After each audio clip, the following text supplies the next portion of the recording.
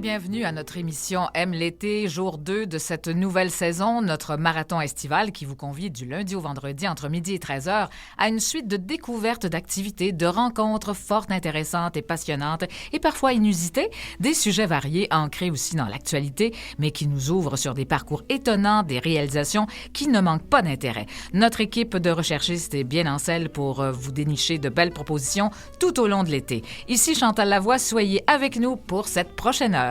Voici Aime l'été.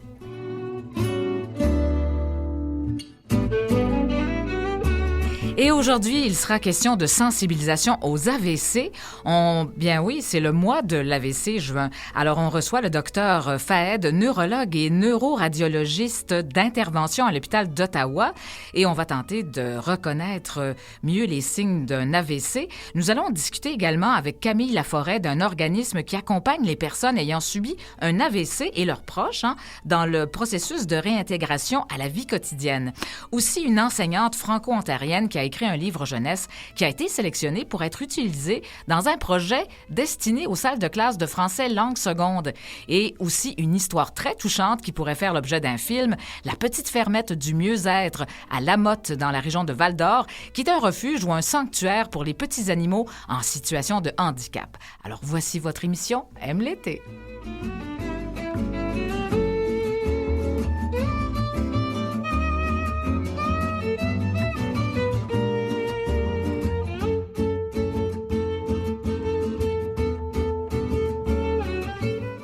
Et un menu donc très copieux ce midi. On aura le ventre plein assurément. Nathalie Barrette, collaboratrice avec moi, qui sera toujours en studio. Alors c'est merveilleux. Allô. J'ai une compagne. Et puis bien sûr, on n'oublie pas non plus Clarence Robitaille-Meloche, notre autre collaboratrice à la recherche. Alors on va commencer bien sûr sur des chapeaux de roue. Nathalie, bien des choses à dire avec ce beau projet là, justement de cette petite fermette. Vous avez déniché quelque chose d'absolument fabuleux, Nathalie. Ah oui, écoute, je t'ai tutoyé. Oui, mais... bien sûr. Alors, écoute, c'est deux filles incroyables qu'on va avoir avec nous au téléphone tantôt. Oui. L'histoire de Amélia qui partit une fermette avec des animaux handicapés. Je ne veux pas en dire trop. Non, parce qu'elle est tout juste à l'autre bout du fil mais c'est une avec histoire sa vraiment complice. intéressante. Oui. Alors oui, puis je disais que ça pourrait faire l'objet d'un film. On va les accueillir tout de suite, si tu veux, Nathalie. Oui. Alors oui, bonjour Amélia Kissman et Caroline Arcan. Vous êtes là. Bonjour. Bonjour. Alors, vous êtes dans la région de Val-d'Or. La Motte, c'est à côté?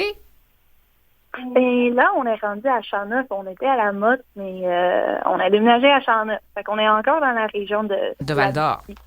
OK. Bon. Proche de Val-d'Or. D'accord. Ben oui, c'est ça, parce qu'en fait, oui, ça pourrait, votre histoire, là, ben moi, je porterais ça à l'écran, là, si j'étais scénariste, je ferais une belle histoire avec ça. Je ne sais pas si vous y avez pensé, mais en tout cas, ce serait une belle façon de financer votre projet, d'ailleurs. Vous devriez approcher un scénariste. Chose certaine, oui, c'est ça, cette petite fermette. D'abord, on va commencer avec le point de départ de cette belle aventure, là.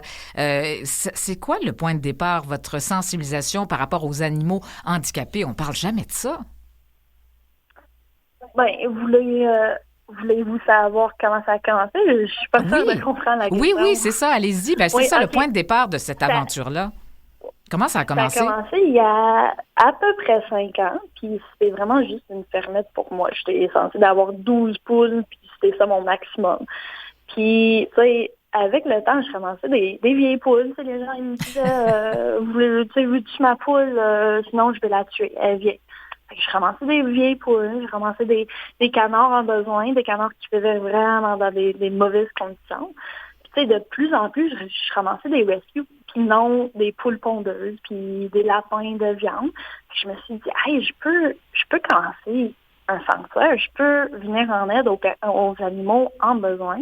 Mm-hmm. Puis, tu sais, ça a comme développé avec le temps aussi. J'ai le premier animal qui m'a vraiment marqué puis qui a vraiment débuté la fermette en tant qu'un sanctuaire pour animaux handicapés, c'était ma chef Demi, qui venait de l'Ontario, elle est née dans la neige, puis ses pattes ont tombé en arrière. Fait qu'elle avait juste des pattes en avant, puis elle marchait avec une chaise roulante. Puis on l'a accueillie au sanctuaire, puis c'est vraiment elle qui m'a tout appris, puis qui m'a enlignée dans cette direction. Eh oui, la Puis en petite même chef temps, d'Amy, oui, c'est ça. Puis qui était ouais. très heureuse d'avoir, c'est ça, en quelque sorte, son petit fauteuil roulant, façon de parler, là, de pouvoir gambader de nouveau. Elle allait tellement vite, elle zoomait partout, elle était tellement heureuse. C'est vraiment quelque chose, un beau témoignage. Et puis, ben, il y en a eu d'autres comme ça. Puis vous êtes capable vous alliez les chercher très loin, parfois à Montréal aussi, notamment. Vous m'entendez Je vous bien? entends plus? Ah, ben c'est ça. Non, Non, mais vous alliez ça les coupait. chercher très loin, ces animaux-là aussi, parfois. Ouais, parfois en Ontario même. Imaginez, ben, c'est quand même quelque chose. Et puis, ben, c'est ça donc. Et puis, il fallait aussi, pour certains animaux, vous avez même contacté des gens pour fabriquer aussi des prothèses ou enfin des espèces de fauteuils adaptés. Dans le temps, on travaillait avec une madame qui faisait des prothèses pour les personnes. Puis elle n'a jamais fait ça pour les animaux, mais elle était très prête à travailler avec nous, à se lancer dans cette aventure avec nous. Fait qu'elle faisait des prothèses pour nos animaux. C'est vraiment cool. On n'a pas encore en ce moment des animaux qui ont besoin des prothèses, mais quand ça serait le temps, on va l'appeler encore. Oui, c'est ça. Donc, de développer cette expertise, écoutez, c'est vraiment fort intéressant parce qu'en même temps, c'est devenu une activité de zoothérapie. Mm-hmm. Parce que mais plus la zooanimation, qui est un détente, de venir en aide aux personnes en besoin en utilisant nos animaux. Puis moi, j'ai un bac en psychologie, puis des études sur les personnes handicapées. Fait que je me suis dit, hey, comment je peux jumeler mon amour avec les animaux, pour les animaux, surtout les animaux handicapés, puis mes études dans la psychologie, puis dans les personnes, dans un désir d'aider des personnes en besoin. Fait que j'ai créé ça, puis on vient en aide, on visite des foyers, on visite des places, des centres de réadaptation pour les personnes avec des déficiences. Puis on offre très souvent soit nos services à un prix abordable ou même gratuit parce que pour la zooanimation, notre but, c'est pas de faire l'argent, puis c'est vraiment juste d'aider, d'apporter du bonheur. Ben, c'est ça, exactement. Bon, Nathalie, tu avais une question. En fait, des fois, ces activités-là, vous les faites bénévolement, vous les faites gratuitement parce que les gens n'ont Exact, pas de sous. ouais. Ils n'ont pas de sous à vous donner, puis vous le faites gracieusement. Oui, on a des tarifs pour nos services. Mais si jamais un compagnie nous contacte et dit ça rentre pas dans notre budget, je me suis dit, donnez-nous ce que vous êtes capable, on va être là. À chaque saison, je dirais, on fait une tournée dans une ville et on offre une visite, nos services à des organismes qui travaillent avec des personnes vulnérables, des personnes qui sont dans notre clientèle cible. Puis on charge rien, c'est juste pour aider. Bravo. Mais bravo, bien sûr, faire. parce que c'est quand même, il y a des coûts associés à ça. Alors, on parlera éventuellement d'argent et tout. Vous avez eu besoin de sociofinancement, mais on pense à des soins qu'on doit prodiguer aux animaux. Il y a des physiothérapeutes animales aussi, hein, puis pour renforcer les muscles de ces animaux-là, parfois, qui sont atrophiés. Enfin, il y a plein de choses. Là, écoutez, il y a 3 dates que moi, j'avais des articles, Nathalie m'avait donné des articles à ce sujet-là sur votre histoire, et il y a 3 dates à retenir. Bon, alors, un article paru le 4 juillet 2022 où on parle de votre beau projet, c'est merveilleux. Après ça, il y a une autre date. C'est le 4 octobre 2022, en fait, dans mes articles, là. Mais là, c'est le désastre. Parlez-nous de ce qui s'est passé. Oui. Fait que nous, il fallait qu'on trouve une autre ferme l'été de 2022. Puis on a trouvé une belle place, c'était incroyable. Mais là, c'est parce que il y a eu un incendie. Vous avez perdu presque la totalité de vos animaux. Ben c'est ça, parce qu'on a acheté cette maison, puis 2 semaines après, je me réveille, puis la grange est en feu. Puis 4 minutes après, ma maison est en feu, puis on a tout perdu. On a perdu 200 animaux.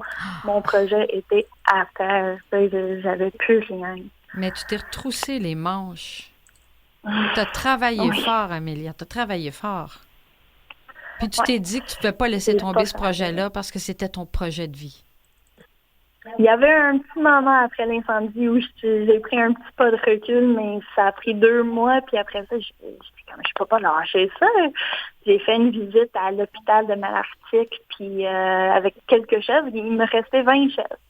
J'ai fait une petite visite à l'hôpital, puis ça comme la flamme est revenue en moi, puis il fallait que je recommence ça. Il fallait que je trouve un moyen pour repartir. Relever des sens. Ouais. Ouais. Parce que le projet était tellement fort, tellement beau, que finalement, il y a eu toute une solidarité aussi dans la région. Parce que là, après ça, vous avez procédé par du sociofinancement, vous êtes allé ramasser des fonds et les gens autour de vous ont collaboré. La communauté était incroyable. Toute la communauté est venue derrière nous, puis ils nous ont aidés financièrement avec leur temps, leurs bras. Ils sont venus nous aider à la ferme. Juste un soutien émotionnel aussi. C'était vraiment incroyable de voir toute une région venir en aide. C'est merveilleux. Beau. Et puis donc, il y a eu des événements d'organiser, mais là aussi intervient Caroline Arcan qui va penser à un livre. Alors, Caroline, elle est au bout du fil aussi. Elle nous entend? Oui, bonjour. Bonjour, Amélia. Caroline, c'est-à-dire. Alors, Caroline, justement, à partir de quel moment là, vous décidez d'écrire ce livre-là, cet album jeunesse? En fait, j'avais toujours eu cette idée-là d'écrire un livre. Moi, j'ai un cochon miniature comme animal de compagnie qui a sa page Facebook qui s'appelle Les Aventures d'Oscar. Puis je me disais que Les Aventures d'Oscar pourraient être une petite série pour enfants. Okay. Que l'idée était là. Mais ce que j'aime dans les livres pour enfants, c'est que l'enfant en retire quelque chose, que c'est pas juste du pur divertissement, qu'il y a une petite morale ou un petit apprentissage qui est fait. Puis je trouvais pas la petite twist à donner aux aventures d'Oscar pour répondre à ce souhait-là. L'année dernière, j'avais commencé à faire du bénévolat pour la Fermette dans différents événements, puis ça n'a pas été long que j'ai eu le flash en sortant d'un événement, puis je me suis dit, mais je l'ai l'idée, c'est parfait, les animaux de la Fermette, c'est les personnages parfaits pour ce que je veux faire. On va pouvoir parler de la différence, on va pouvoir parler de l'inclusion, de l'acceptation de soi et tout. Donc, c'est comme ça que c'est parti. Puis, en une soirée, c'était écrit. C'est sûr que ça a été modifié après, mais en une soirée, moi, j'ai écrit à Amélia en disant, j'ai une idée. Qu'est-ce que tu penserais d'un livre pour enfants? Elle était comme, ah oui. Puis 15 minutes plus tard, je lui disais, mais veux-tu le lire? Elle était comme, mais lire quoi? J'ai déjà écrit. Ah là là. Alors, vous étiez vraiment inspiré ce soir-là. Alors, effectivement, et quand je parlais de mes dates, là, mes 3 dates, alors, effectivement, là, le 4 novembre 2023, c'est le lancement de cet album jeunesse. Oui, exactement. Donc, un album purement régional. On est allé chercher une illustratrice de Val-d'Or aussi qui a illustré de manière exceptionnelle les personnages. Puis, ouais. Alors, c'est vraiment... Et puis, est-ce qu'il y a d'autres idées qui pourraient émerger, d'autres aventures? Parce qu'avec les animaux que vous avez, ça doit être inspirant, finalement, tout ça. Il y a un autre livre qui est en écriture en ce moment, oui. Parfait, mon Dieu. Si les gens veulent se les procurer, les livres, on fonctionne de quelle façon? En ce moment, c'est à part dans les librairies en Abitibi où est-ce que là ils sont disponibles. Sinon, c'est la vente en ligne. Donc, soit via le site de la Petite Fermette ou un autre site qui s'appelle la Boutique d'Oscar. D'accord. Alors, la Petite Fermette, le site web, c'est facile à trouver quand même? Parfait. Et puis là aussi, vous avez eu besoin quand même de sociofinancement, justement, pour repartir le projet et tout. Et puis comme on disait, ça entraîne des coûts quand même importants. Là, il faut les soigner, il faut les nourrir. Hein, puis et puis effectivement, vos budgets, j'imagine, les budgets sont limités, d'autant plus que vous offrez de la zoothérapie quand même sans vraiment de frais. C'est pas tout le monde qui paie, ça dépend toujours de la clientèle. C'est ce que je comprends un petit peu entre les lignes. Et puis, alors, est-ce qu'on peut toujours contribuer à votre projet? Comment vous voyez ça là, par rapport à l'argent? Ben oui, on prend tout le temps des dons. Les gens aussi, on a un beau système ou un service de parrainage où les gens ils vont parrainer un animal en échange d'un montant soit mensuel ou annuel. Fait qu'ils vont, l'animal va avoir une marraine ou un parrain, juste un, unique. Puis on envoie des photos à chaque 2-3 semaines. Il reçoit des cadeaux par la poste. Puis c'est vraiment une façon de créer un lien intime avec notre animal, puis de contribuer à les frais de soins, parce que les animaux en général, ça coûte cher, puis t'ajoutes un handicap à ça, ça coûte vraiment cher. Fait que ça aussi, les gens, ça a vraiment explosé. Puis on a, en ce moment, je pense qu'on a une quarantaine de parrains. Ça nous aide beaucoup. Oh là là, quand même, aussi, impressionnant. C'est une autre façon de nous aider. Alors, effectivement, puis là, j'imagine qu'on vous appelle aussi peut-être pour vous donner des animaux aussi que l'on retrouve peut-être. Enfin, j'imagine que vous devenez comme une espèce de refuge et sanctuaire en même temps pour les animaux. Et puis, est-ce que votre projet a donné l'idée à d'autres de faire un peu la même chose dans d'autres régions? Je sais pas. Pas à votre connaissance, hein, c'est ça?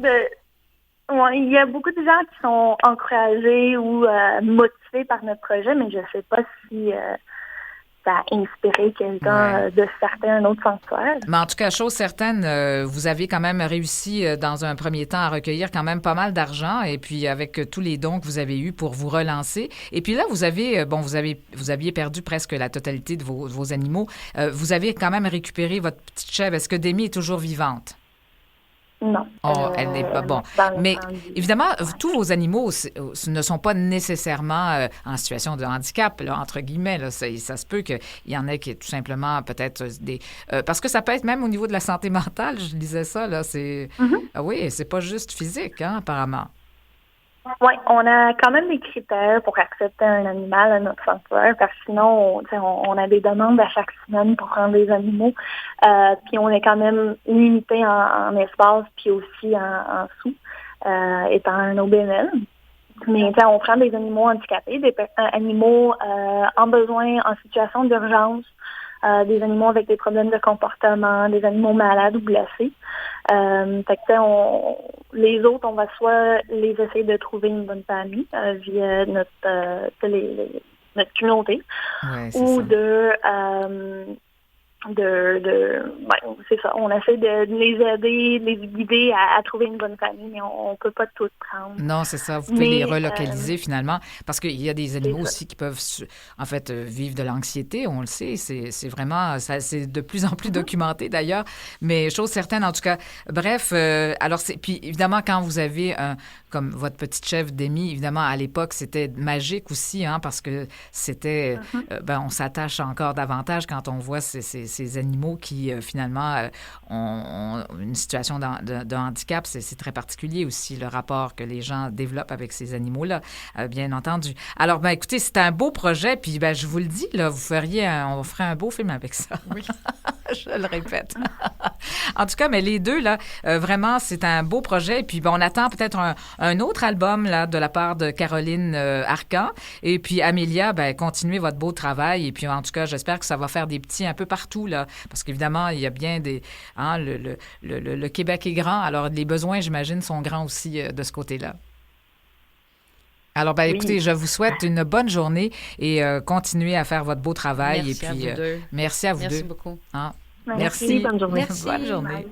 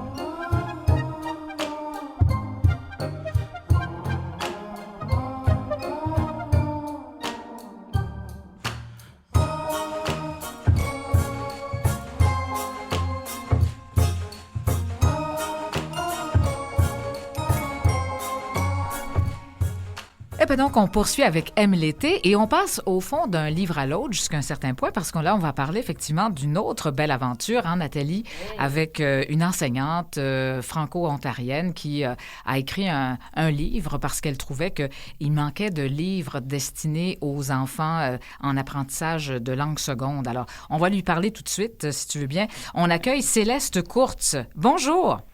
Bonjour, Chantal. Oh, vous êtes à Windsor, hein? Je pense que c'est là que vous vivez présentement.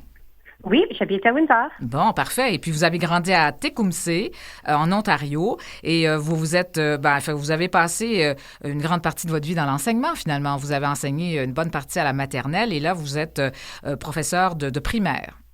Exactement, oui.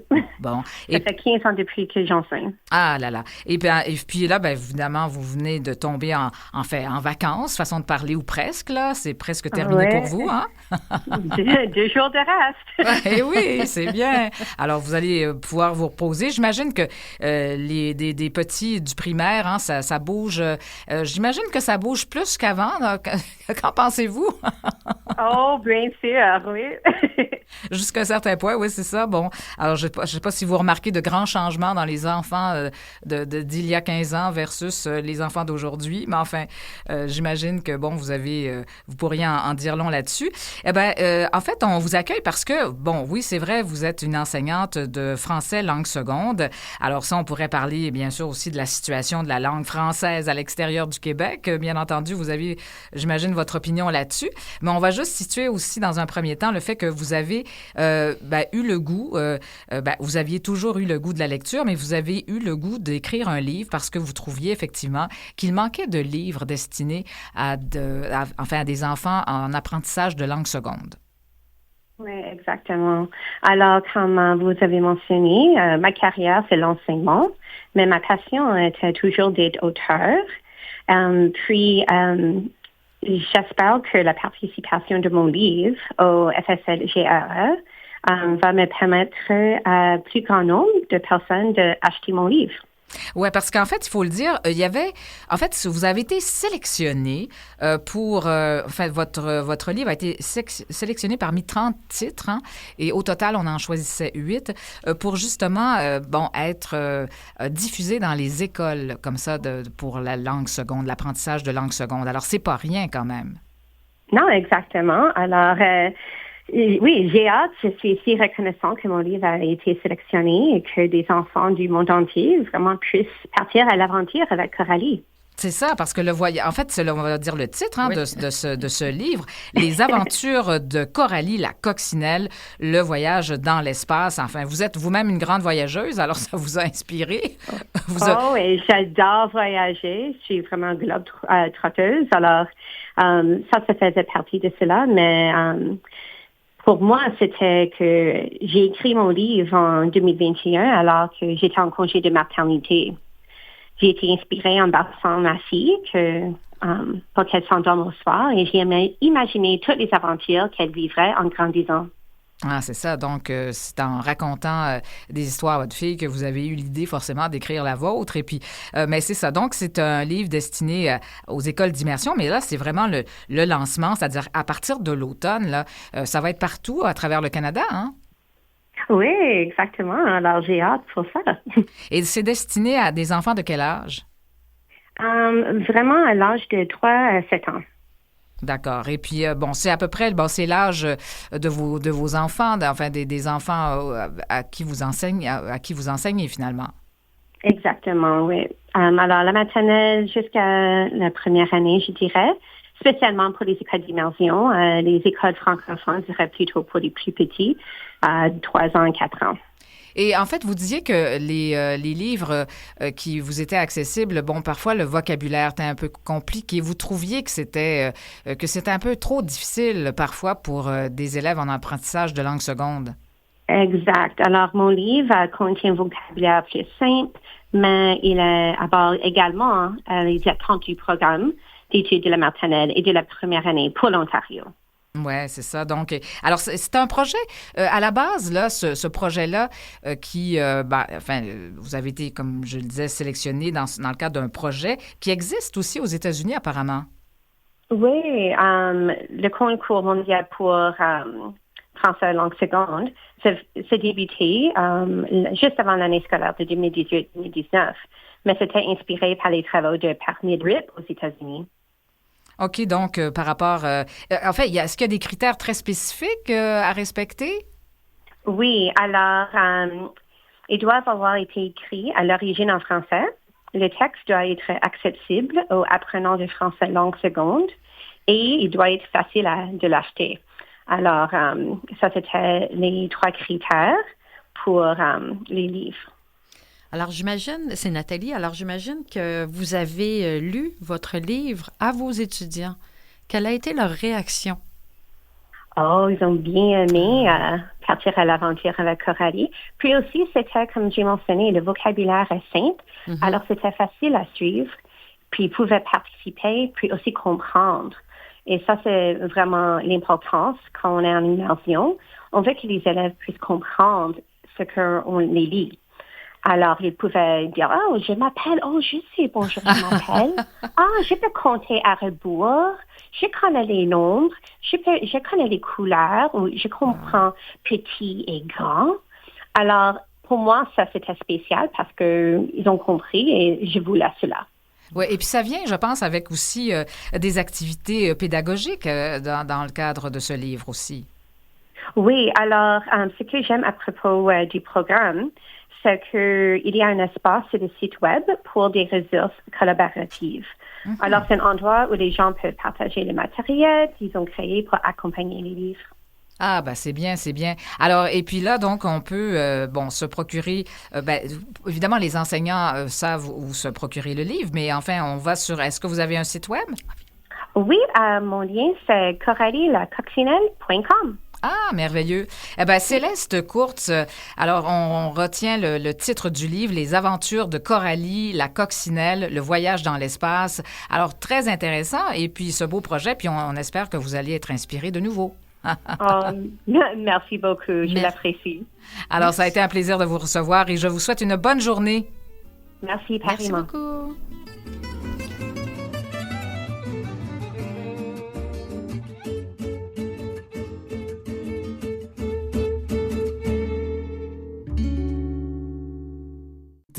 Aime l'été. Eh bien, re-bienvenue à Aime l'été, deuxième moitié d'heure. Chantal Lavoie qui vous accompagne et avec Nathalie Barrette qui est en studio. Et Nathalie, on va parler de sujets très sérieux au cours de la prochaine demi-heure, mais il en faut parfois. Et puis, on parle d'un sujet fort intéressant. On va parler, en fait, c'est le mois de sensibilisation aux AVC. Alors, on va en parler avec 2 personnes. D'une part, un médecin aussi. Vraiment, ce sera passionnant, sûrement, de parler de tout ça. Mais on va parler aussi cette semaine de sujets plus légers, Nathalie. Oui, bien, en fait, moi, hier, je suis allée au cinéma. Je suis une sortie solo. Et on parlait beaucoup d'un film qui est le plus gros succès français depuis 10 ans. Alors, je suis allée voir un petit truc en plus. Alors, j'ai adoré Comédie touchante. Puis, je vous en parle vendredi et on va être avec José Toumchot. Pour l'heure, ouais. Alors, on va passer l'heure avec lui. Et nous. on aura d'autres sujets. Ouais, on va parler cinéma, sûr. ciné-parc. C'est intéressant. Et puis, évidemment, le film en question dont tu parles, ce sont les acteurs, ce sont vraiment des gens en situation de handicap. Alors, vraiment, c'est touchant. Ils sont très bons. Oui. Ils sont très bons. C'est un film à aller voir. Ah, tout à fait. C'est vraiment, je l'ai vu moi aussi. Oui. Alors, on va en parler. En parlera vendredi. Oui, tout à fait. On accueille Camille Laforêt pour parler du mois de la sensibilisation aux AVC, mais aussi pour parler d'un organisme qui accompagne les gens, non seulement qui ont subi un AVC, mais aussi les proches aidants. Bonjour, j'accueille Camille Laforêt. Vous êtes là, au bout du fil. Oui, bonjour. Bien, ça me fait plaisir de vous accueillir. On va parler de cet organisme qui s'appelle Arter, mais il y a toute une historique à ça. Là, on peut en parler d'emblée, oui, parce que ça s'est appelé autrement à un moment donné. Oui, effectivement. Là, auparavant, on avait l'acronyme APIA AVC. Parce que ça a un rapport un peu avec l'historique de l'organisme là, qui a été créé en 1985 par un groupe de personnes aphasiques, donc avec des troubles de la communication. Puis, par la suite, pour s'éloigner un peu des acronymes, on est devenu l'organisme Artère là, en 2019. Plus facile, oui. Et puis, évidemment, artère, bon, évidemment, c'est un lien aussi avec l'AVC, bien évidemment. On parle de caillots et tout. Là, c'est sûr que, bon, au départ, c'était un service qui était destiné surtout aux gens qui avaient subi un AVC. C'était de l'accompagnement, enfin, plein de services pour ces gens-là, mais finalement, vous vous êtes aperçu qu'il y avait d'autres besoins de soutenir aussi les proches. Oui, exactement. En fait, là, à la base, comme ça avait été créé pour des gens avec la limitation de l'aphasie qui découlait beaucoup de l'AVC, on s'est rendu compte là, finalement qu'on devait accueillir à peu près toutes les personnes, donc toutes les limitations après l'AVC. Ça s'est ouvert à toute personne ayant subi un AVC, ainsi que les proches qui vivent aussi des difficultés là, par rapport aux limitations du proche aidé, finalement. Oui. On va, c'est sûr, parler avec Dr Fahed, que nous allons rencontrer tantôt, avec qui on va discuter tantôt. On va parler, bien sûr, des types d'AVC. Il y en a quand même, il y en a plus d'un, là. Il y a aussi, bon, on va parler, bien sûr, des symptômes, en fait, de la prévention et tout, mais il y a aussi, bon, on parle des signes, justement, la reconnaissance des signes, et puis on traduit ça par les signes vite, parce que V pour visage, est-ce que le visage est-il affaissé? I parce qu'il y a cette incapacité, d'une part, à lever les deux bras normalement, T pour trouble de la parole, trouble de la prononciation, et E pour extrême urgence.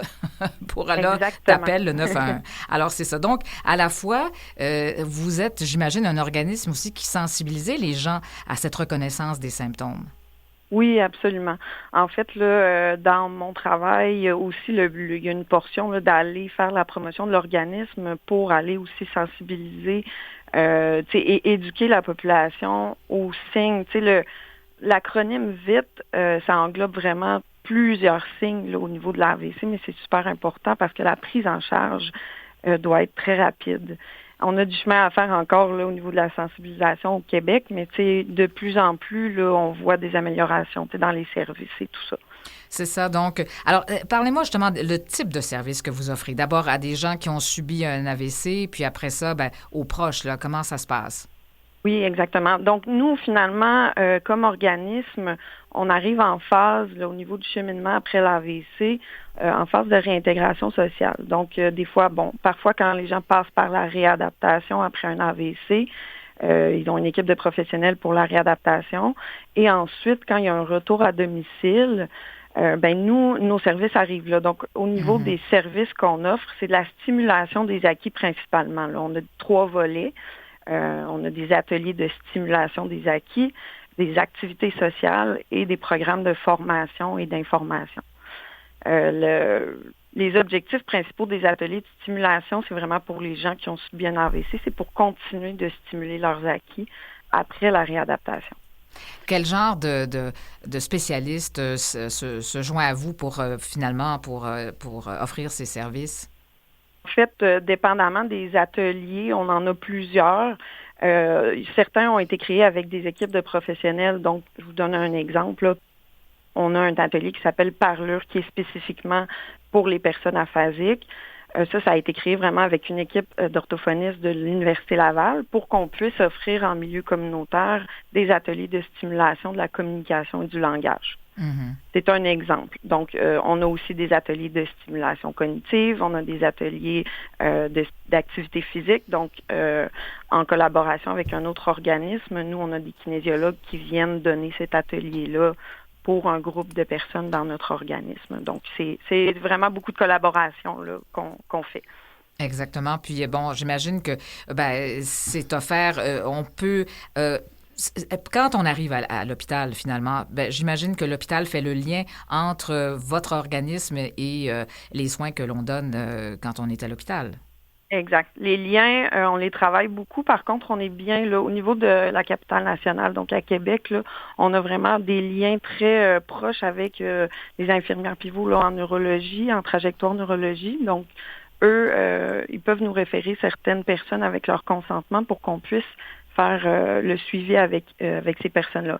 Parce qu'il faut savoir aussi que c'est pas toutes les personnes qui subissent un AVC qui sont évaluées pour avoir des services de réadaptation.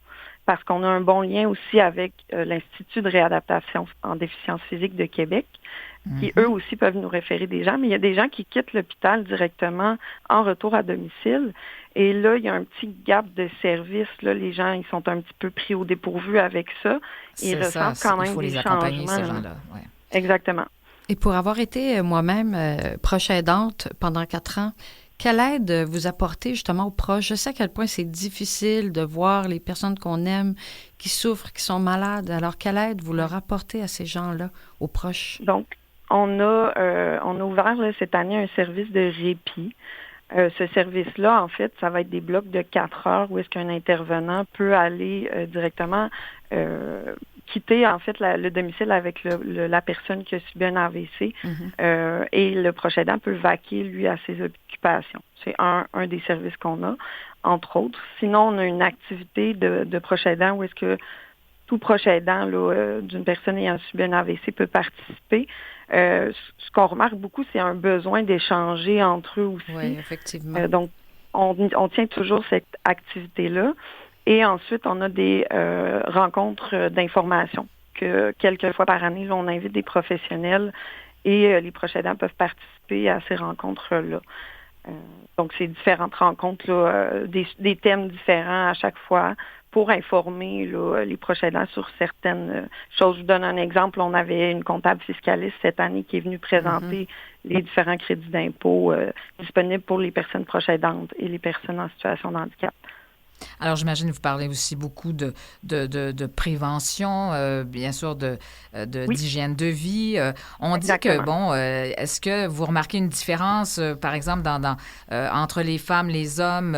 Apparemment aussi que c'est pas tout le monde qui est capable de reconnaître aussi facilement les signes avant-coureurs d'un AVC. Non, c'est ça exactement. Fait que, tu sais, nous, au sein de l'organisme, on a beaucoup plus de femmes que d'hommes. Par contre, il y a beaucoup d'hommes aussi là, qui vont participer. Ça va vraiment... Puis le cheminement après l'AVC n'est pas... tu sais, tout le monde le vit différemment. Donc, on a des gens qui peuvent nous rappeler peut-être quelques années après avoir subi leur AVC parce qu'ils se rendent compte qu'ils ont besoin de services à ce moment-là. Moi, je trouve important de spécifier que la détresse psychologique après un AVC n'est pas nécessairement proportionnelle à la sévérité des limitations qu'ils ont. C'est-à-dire que quelqu'un qui pourrait se faire dire que les séquelles sont pas graves ou sévères, mais peut avoir une détresse psychologique quand même parce qu'il vit quelque chose d'important, ça a chamboulé le quotidien. Donc, c'est vraiment important là, d'aller chercher des services, là, puis de savoir en fait qu'il y a des services par rapport à ça. Oui, c'est ça. Parce que, évidemment, de réintégrer son quotidien, enfin, c'est des défis énormes. Tous, ont des défis différents aussi, hein, selon la gravité de l'AVC, la récupération et tout. Alors, c'est sûr que là, il faut promouvoir en même temps, de bonnes conditions de vie. Ça, on le répète assez souvent là, par rapport à l'alcool, le stress, en fait, on tabagisme. On offre un programme là, qui s'appelle, on est en train de rebâtir le programme, mais ça va s'appeler l'AVC par où commencer. C'est un programme de 8 séances de 2 heures en groupe de 10 à 12 personnes. Et on revient sur plein de thèmes de l'AVC, mais tranquillement. C'est de l'information, donc la gestion des facteurs de risque, comprendre l'AVC et tout ça. Donc, nous, on offre ça gratuitement. Pour toutes les personnes qui seraient en retour à domicile et pour les proches aidants, donc ils vivent ça vraiment à 2 en grand groupe. Mm-hmm. Et pour animer ce programme-là, il y a vraiment une grande cohésion qui se forme là, au sein du groupe. Là, 8 séances de 2 heures ensemble, c'est beaucoup. Et ils vivent tous des deuils qui sont, quoique très différents, mais semblables. Donc, ils se retrouvent vraiment et on donne beaucoup d'informations. Donc, des ressources par rapport aussi aux différents thèmes, des ressources dans la communauté, etc. Là. Et ça fait une belle transition là, pour les services de l'organisme par la suite. Oui. J'imagine que, vous n'êtes... est-ce que, vous êtes dans la région de Québec, est-ce qu'il y a d'autres organismes qui prennent le relais ailleurs aussi? Est-ce que vous êtes pas les seuls? Non, ben c'est ça. En fait, là, pour le programme que je vous parlais qu'on est en train de créer, il va y avoir des liens qui vont se faire avec différents organismes, dont malheureusement vers Montréal, on n'est pas en lien encore trop étroit avec les organismes, mais ce type de programme-là va nous permettre de faire des liens. Nous, ce programme-là, on vise quand même à ce que tous les organismes qui offrent des services pour l'AVC puissent donner ce programme-là. Donc, ces liens-là vont se faire à ce moment-là. Nous, c'est sûr qu'on est au niveau de la capitale nationale. On essaie quand même d'aller vers les régions, mais la réalité des personnes qui ont subi un AVC, c'est souvent très difficile. Si on offre des services qui sont en ligne, c'est beaucoup du présentiel qui est important. C'est ça. Donc, il faut que ces gens-là se déplacent et parfois, ils ont eux-mêmes certaines incapacités, bien sûr. Camille Laforêt, alors, c'est le mois de sensibilisation aux AVC. On va en parler tantôt avec aussi le docteur Robert Fahed. Hein. Et merci d'avoir parlé de cet organisme Artère. Alors, évidemment, si on a besoin d'informations, plus de détails, on va sur votre site et puis on aura d'autres... des compléments d'informations, quoi. Exactement. Donc, le www.artèrequebec.com. Merci beaucoup et continuez votre beau travail. On en a bien besoin. Merci beaucoup. Au revoir. Au revoir.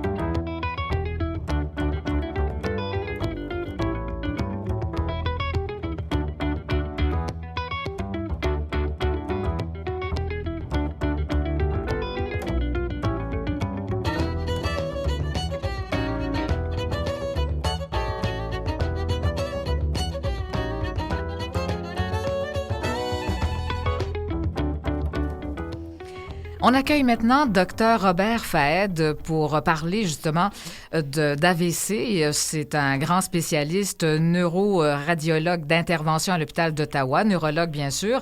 Et bonjour. Bonjour. Merci d'avoir pris ce temps. Je sais que vous êtes très, très occupé, là, évidemment. Alors, vous êtes finalement quelqu'un qui avait développé des techniques particulières aussi. On parle de thrombectomie, là, pour justement aider à réduire les impacts d'un AVC. Alors, parlez-nous d'abord de ce que c'est qu'un AVC.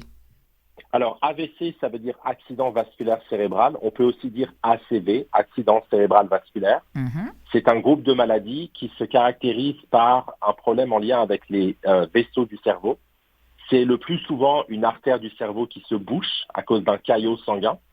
Et c'est plus rarement une artère qui se rompt, qui saigne et qui cause une hémorragie. Ça, ce sont les deux principaux sous-types d'AVC. Ce sont des maladies brutales qui apparaissent en quelques minutes, inattendues. La minute d'avant, la victime d'un AVC va bien. La minute d'après, elle souffre de symptômes sévères.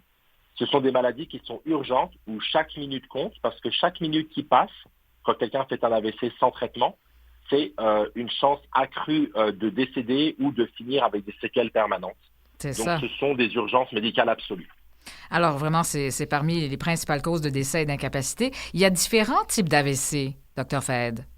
Exactement. Donc, le principal, l'AVC ou l'ACV ischémique, on dit aussi infarctus cérébral, c'est lorsqu'un caillot de sang est ancré quelque part dans le corps, ça peut venir des artères du cœur ou d'ailleurs, se retrouve bloqué dans une artère du cerveau, ce qui coupe la circulation de sang au cerveau. Et le cerveau, comme n'importe quel organe, a besoin de sang pour vivre et fonctionner. Et cet arrêt brutal d'afflux sanguin cause des dégâts immédiats et des dégâts qui augmentent et s'intensifient après chaque minute. Ou alors l'AVC hémorragique, qui est une rupture d'une artère dans le cerveau, souvent chez des patients qui ont une pression artérielle mal contrôlée ou alors un anévrisme ou une malformation des vaisseaux qui n'étaient pas connus et qui entraîne une hémorragie dans le cerveau. La finalité étant malheureusement la même, c'est-à-dire des dégâts rapides et d'aggravation rapide dans le cerveau qu'il faut traiter le plus vite possible. Ouais. Alors maintenant, la grande question que tout le monde se pose toujours, c'est comment prévenir un AVC? Alors, il y a plusieurs choses très faciles à faire. Il y a des mesures qui sont du bon sens et qui préviennent d'autres maladies aussi. La première chose, c'est qu'il ne faut pas fumer. La cigarette est l'ennemi numéro 1 du cerveau. Mm-hmm. La deuxième, c'est qu'il faut prendre soin de son corps et de sa pression artérielle. Il faut mesurer sa pression artérielle, aller voir un médecin pour vérifier sa pression artérielle et la traiter si besoin. Il faut de la même manière dépister et traiter le diabète, dépister et traiter le cholestérol, maintenir une bonne activité physique, maintenir un poids physiologique et limiter sa consommation d'alcool. En faisant tout ce que je viens de vous dire, on peut très fortement diminuer le risque d'AVC. Déjà Cela là. dit, l'AVC peut malheureusement survenir malgré tout cela et chez n'importe qui. Il n'y a pas d'âge pour faire un AVC. Le risque d'AVC augmente avec l'âge, mais on peut être malheureusement très jeune et en bonne santé et faire un AVC malgré tout. Donc en cas de doute, si on pense que quelqu'un fait un AVC, même si cette personne est jeune et en parfaite santé et n'a aucun des facteurs de risque que j'ai cités, il faut appeler le 911 le plus vite possible. Ouais, j'ai ma co-animatrice justement qui a une question pour vous. Docteur Fahed, je me pose la question, on parle de plus en plus des dégâts causés en fait par le stress. Est-ce que le stress joue un rôle dans les AVC? Parce que vous avez parlé d'alcool, oui, l'alcool, mais le stress. Alors, le stress joue un rôle ne serait-ce que par le fait que le stress augmente la pression artérielle. Ah. Les gens stressés ont une pression artérielle plus élevée et une pression artérielle trop élevée augmente le risque d'AVC, peu importe le sous-type d'AVC d'ailleurs. Il y a d'autres chemins un peu plus indirects entre le stress et le risque de l'AVC. Le stress est souvent associé à une moins bonne hygiène de vie, une moins bonne alimentation, une consommation excessive d'alcool ou de cigarettes et une moins bonne activité physique. Maintenant, est-ce que le stress en lui-même augmente le risque d'AVC ou d'infarctus du myocarde? C'est difficile à prouver par les études parce que le stress est par définition difficile à mesurer. C'est une croyance qui est partagée par bien des scientifiques et des non-scientifiques. Mais de toute façon, de par tout ce que je viens de vous dire par mécanisme indirect, oui, le stress, à travers d'autres conséquences, augmente le risque de maladies cardiovasculaires. Alors, vous avez développé, bien sûr, des techniques. D'abord, vous avez longuement étudié, vous êtes neurologue, bon, et puis on est bien chanceux de vous avoir. Vous êtes venu étudier à Montréal, vous êtes né à Paris, vos parents étaient d'origine syrienne en passant. Alors, on est très chanceux finalement parce que vous faites des recherches constamment aussi. Et puis, en fait, vous avez développé des techniques aussi pour réduire, évidemment, les risques de séquelles ou de mortalité même. Pas moi tout seul, bien sûr. Hein, la recherche, c'est toujours un travail d'équipe, mais à l'échelle locale, c'est-à-dire le Québec, l'Ontario et à l'échelle nationale canadienne, nos équipes de recherche ont développé énormément de thérapies qui ont changé la face de l'AVC. Nous savons depuis quelques années que en plus de donner le classique médicament qui dissout les caillots, que l'on donne typiquement en intraveineux, il existe une technique qui s'appelle la thrombectomie, qui consiste à naviguer des petits outils à l'intérieur des vaisseaux. C'est de la microchirurgie, hein, on ne fait pas de trou dans la tête, on ne fait pas d'incision. Tout se passe par une petite aiguille qu'on met dans la jambe et on peut naviguer à l'intérieur du cerveau. Et avec différents outils, on peut capturer le caillot lorsqu'il y a un caillot et le retirer nous-mêmes. Ça s'appelle la thrombectomie. Ça a été démontré au travers de multiples études, dont une étude canadienne. Et ça a complètement changé la face de l'AVC parce que on sait que si on réussit à faire cette technique assez vite, on peut très substantiellement diminuer le risque de décès et de séquelles. Nous avons d'autres thérapies qui sont encore expérimentales, qui sont à l'étude, qui sont en train d'être recherchées partout dans le Canada. Toutes ces études sont très lourdement soutenues et financées par la Fondation Cœur plus AVC. Je rappelle, c'est une fondation qui tient entre autres sur les donations. Et donc les dons et les donations sont extrêmement importants pour perdurer dans la recherche et continuer à améliorer la prise en charge de ces maladies. Et en fait, vous êtes relié à l'hôpital d'Ottawa, j'imagine. Bon, alors ces dons peuvent être acheminés via l'hôpital d'Ottawa? Alors, les dons déjà à l'échelle nationale peuvent être faits à la Fondation Cœur et AVC, qui redistribuera les dons comme il se doit, notamment pour la recherche. Les dons à vos hôpitaux locaux, peu importe la province, et y compris l'hôpital d'Ottawa, sont bien sûr les bienvenus. Et ils sont également utilisés localement pour la recherche locale. Je pense que tous les dons sont les bienvenus parce que tous les dons seront bien utilisés Et la recherche d'aujourd'hui est ce qui permet de changer le soin de demain. Donc, c'est très important de continuer à soutenir la recherche, oui. Bon, c'est ça. Puis vous avez, bon, avec ces nouvelles techniques, ces innovations-là, finalement, vous arrivez à retirer des caillots de plus en plus petits, des patients plus âgés. Comme vous dites, ça touche toutes les catégories d'âge. Ça peut être des jeunes qui font des AVC. Oui, on n'est jamais trop jeune pour faire un AVC, malheureusement. Donc, encore une fois, j'insiste, si quelqu'un, vous pensez, est en train de faire un AVC, il n'y a pas d'âge pour faire un AVC, il n'y a pas de genre pour faire un AVC, ce n'est pas plus les hommes ou plus les femmes. Il faut appeler 911 de toute façon. Et les techniques progressent, on est capable de capturer des caillots de plus en plus gros, de plus en plus petits, de plus en plus difficiles à attraper. On a des outils qui marchent de mieux en mieux. Donc, on progresse sur tous les fronts. On est de mieux en mieux équipés pour soigner les gens, mais il faut continuer l'effort, il faut poursuivre l'effort. Oui, c'est ça. Mais vous disiez que, bon, ça, qu'importe, bon, que ce soit les femmes, les hommes, j'ai lu quand même que les femmes pouvaient en mourir davantage. Est-ce que c'est vrai? Alors, à l'heure actuelle, il y a encore des biais de genre. Les femmes sont sous-diagnostiquées et sous-traitées pour les maladies cardiovasculaires, notamment les AVC. Elles ont tendance à être moins rapidement reconnues comme étant victimes d'AVC et donc être prises en charge plus tardivement, ce qui affecte leur pronostic. Elles sont aussi sous-représentées dans les études. Les études qui étudient l'AVC et les traitements des AVC incluent plus volontiers des hommes que des femmes. Ce sont des biais sur lesquels il y a du progrès. On est en train de progresser, il faut continuer les efforts. Mais oui, vous avez raison, actuellement, les femmes sont moins bien représentées et prises en charge. D'autres phénomènes, comme par exemple, on parle des changements climatiques. En fait, les températures extrêmes pourraient peut-être avoir un rôle aussi, dans les AVC. Qu'en pensez-vous? Alors, pour les AVC, ça n'est pas encore prouvé. C'est définitivement à l'étude que les changements de température, de climat, la pollution également puissent jouer un rôle. Ça n'est pas aussi solidement soutenu par la science que les facteurs de risque que j'ai évalués. Donc pour l'instant, ce que je peux recommander de médical, c'est de prendre en charge les facteurs de risque dont j'ai parlé. Le changement climatique et la pollution sont encore à l'étude actuellement. D'accord, ça, alors on ne peut pas quand même émettre trop d'hypothèses là-dessus, mais quand même, ça, c'est à explorer. Donc, température extrême, que ce soit le froid ou le chaud, là, trop grande chaleur, ça peut avoir peut-être une incidence, mais ça, c'est à vérifier. Maintenant, il y a aussi une thérapie par cellules souches qui serait peut-être une solution également. Enfin, je ne sais pas si c'est très avancé de ce côté-là. Alors ça, c'est encore expérimental. Peut-être que ça montrera son intérêt à l'avenir, peut-être pas. C'est encore à l'étude, ça ne fait pas partie de l'arsenal thérapeutique actuel. Ce n'est pas quelque chose que nous pouvons recommander. C'est encore expérimental. Et une fois de plus, la recherche nous donnera les réponses. Et pour la recherche, il faut de l'argent et pour ça, il faut des dons. Eh, c'est ça. Bon, c'est le nerf de la guerre, M. Fayed. Comme toujours. Oui, c'est ça. Alors, puis bien sûr, des médicaments neuroprotecteurs qui peuvent être administrés dans l'ambulance ou enfin le plus tôt possible. Ça, c'est sûr qu'on en a déjà, mais ça pourrait avoir des médicaments encore qui pourraient améliorer la situation grandement. On a des mesures médicamenteuses et non médicamenteuses qui permettent de limiter les dégâts de l'AVC le temps qu'on réussisse à administrer le bon traitement à l'hôpital. Il y a encore beaucoup de pistes très prometteuses qui sont encore expérimentales. Donc, comme toujours, j'aime répéter, il faut faire confiance à la recherche et il faut soutenir la recherche. Oui, c'est ça. Et puis, écoutez, il y a aussi, bon, tout à l'heure, on a parlé avec Camille Laforêt de l'organisme Artère qui accompagne les gens qui ont subi des AVC, mais aussi les proches aidants.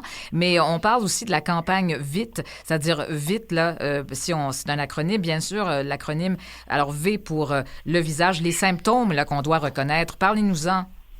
Alors, l'acronyme VITE peut littéralement sauver des vies. Il y a une campagne de sensibilisation et d'éducation de la population. Il faut que tout le monde réussisse à connaître ces signes. Il y a du progrès, il y a de plus en plus de gens qui les connaissent, mais merci de me donner l'opportunité de les expliquer sur votre antenne. C'est très important. VITE, c'est 4 lettres, et si vous retenez ce qu'elle veut dire, vous allez pouvoir sauver des vies. Ce sont les symptômes qui doivent vous faire penser à un AVC. Si quelqu'un a l'un des symptômes suivants, il faut appeler 911. Le V de VITE, c'est pour visage. Si quelqu'un a d'un coup le visage affaissé d'un côté, qui a du mal à bouger, qui fait que la personne a du mal à parler, c'est un symptôme classique d'AVC. Le I, c'est pour inertie d'un membre. S'il y a un côté du corps qui brutalement est paralysé, la jambe ou le bras, c'est un test très simple. Vous demandez à un patient, à quelqu'un que vous pensez qui fait un AVC, de lever les 2 bras et lever les 2 jambes, et vous allez voir qu'il y a un côté qui est plus faible, voire paralysé. Ça, c'est un symptôme classique d'AVC. Le T, c'est trouble de la parole, trouble de l'élocution. Si quelqu'un brutalement a du mal à parler, ou a du mal à articuler, ou a du mal à comprendre, ou dit des phrases qui ne font aucun sens, il faut penser à un AVC. Et le E, c'est extrême urgence. c'est pour vous rappeler qu'il faut appeler 911 le plus vite possible. Oui, il ne faut pas attendre ne serait-ce que 5 minutes de voir si les symptômes vont rentrer dans l'ordre. D'ailleurs, même s'ils rentrent dans l'ordre, il faut appeler 911 parce que ce n'est pas parce que les symptômes s'améliorent que le patient n'est plus en train de faire un AVC. Donc, vous retenez ces 4 lettres-là et vous vous rappelez, s'il vous plaît, qu'il n'y a pas d'âge pour faire un AVC, que n'importe quel homme, n'importe quelle femme, n'importe qui peut faire un AVC et vous sauverez littéralement des vies en suivant ces consignes.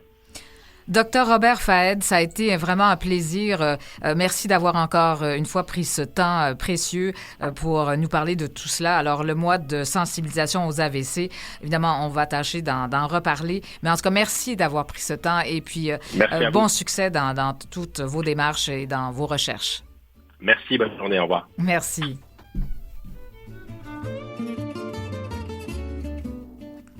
Ah, ben voilà, on est passé au travers de notre heure. Ça passe vite, hein, ça Nathalie? Passe trop vite, ça passe et oui, trop vite. oui, parce que toi, tu dois t'habituer à ce rythme-là. Hein, c'est quand même nouveau que tu sois avec moi en studio tout au long de cette heure. Alors, on vous retrouve demain, bien sûr, à la même heure, entre midi et 13h. Aime l'été. Nous serons là en grande forme et j'espère vous aussi. Au revoir.